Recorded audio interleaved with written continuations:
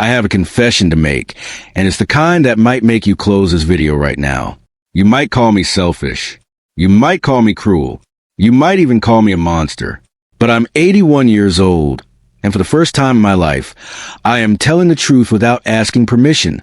After a lifetime of double shifts, skipped dreams, worn-out coats, and a house that still smells like the 1980s because every extra dollar was for the kids, I have made a final, irreversible decision. I am leaving my children nothing. Not the house, not the savings, not even the silver spoons in the drawer. Not because I hate them, but because I finally understood something terrifying. My inheritance was never a gift. It was a leash, and it was slowly killing me. We live in a world where old people are expected to become polite ghosts, quiet, grateful, and financially useful. Human ATMs with heartbeats. We are expected to dry up and disappear so the next generation can upgrade their kitchen or lease a newer car. But today, the bank of dad is closed. Permanently. For 60 years, I lived under a silent contract. You know the one. I'll suffer now so you can be comfortable later. I wore the same coat through 10 winters. I skipped the Italy trip I promised my wife before she died. I treated my savings like a sacred tomb, something I was allowed to guard, never touch. I thought that made me a good father. In truth, it just made me a terrified caretaker of money I was afraid to enjoy. Then came the moment that cracked me open. My son came over a few months ago, 45 years old, driving a car worth more than my first house. Sitting on my old sofa, his eyes drifting not to my face, but to my desk. He didn't ask how my heart was doing. He didn't ask if I was lonely. He asked if I had updated my will, because the market was changing. In that moment, I realized something that still makes my stomach turn. He wasn't looking at a father.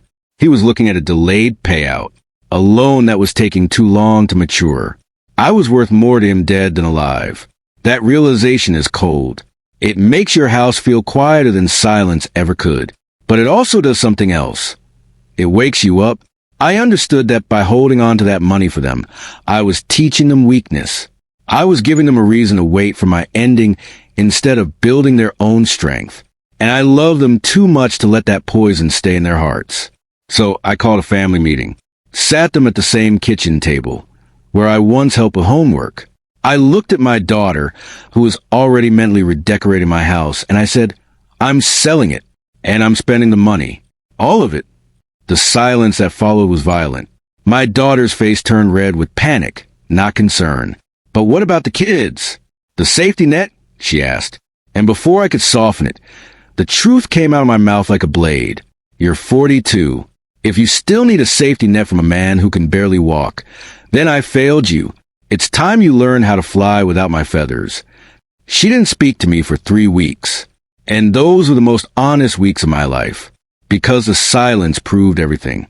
If love collapses when the money disappears, then love was never there. It was a transaction. And by canceling the transaction, I forced reality into the room. Here's what happened next. And this is the part no one tells you. I took $10,000 and bought a woodworking shop. I hadn't touched wood in 40 years because I was too busy providing. Now my garage smells like cedar. My hands are covered in sawdust. My joints hurt less, not because I'm younger, but because I finally have a reason to wake up. I take myself out to dinner now. Not the cheap special, the good places. White tablecloths. Expensive wine. I sit alone and I don't feel lonely. I feel paid. Paid for a lifetime of labor, sacrifice, and silence. Some of you watching this think I'm heartless. But ask yourself something that hurts. If you died tomorrow, what would your children do with your money? A bigger TV, a cruise, a few clear debts. And in 2 years it would be gone. But the lesson, that they never had to be strong, because you'd always catch them, that would stay forever. Is that the legacy you want? At 81, I realized the greatest gift I could give my children wasn't money. It was an example. A father who refused to rot quietly. A father who showed them that old age is not a waiting room for death. It's a victory lap. A few days ago, my son called, not about the will, about the table I'm building. He asked if he could come see the shop. He sounded like a man talking to another man, not a customer calling a bank. That's the reward. I traded a pile of paper for a real relationship. So if you're 70 or 80, gripping your wallet like it's oxygen, do something radical. Spend the money, buy the shoes, book the flight, give a living gift with your own hands. Stop guarding a museum that will be emptied in a weekend once you're gone. You are not an insurance policy. You are a life. I left them zero because I wanted to leave them something better, a memory of a father who was whole. Money is paper, but the image of a parent who lived freely, that's a fire that lasts. Life is too short to die inside a vault.